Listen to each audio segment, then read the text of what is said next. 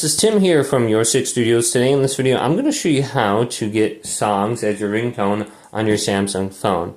So I'm using an application called Zedge. I can just search for any music really on here.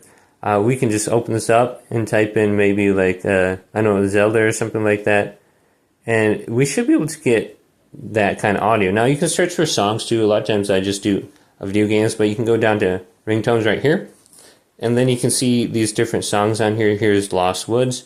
I can click on it, I can listen to it, but we can just go to the download option and go to set as ringtone. It'll automatically set this as a ringtone in your settings, just allow the permission. And it should switch over. Now, this is called Zedge. It's just in the Google Play Store. Go to search and go to Zedge Wallpapers and Ringtones.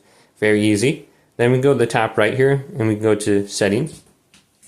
Going down to sound and vibrations on your Samsung phone. You can see a ringtone.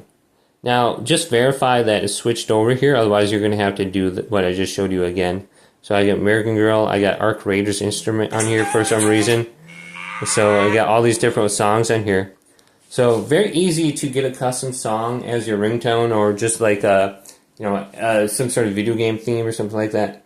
Hopefully this video did indeed help you out.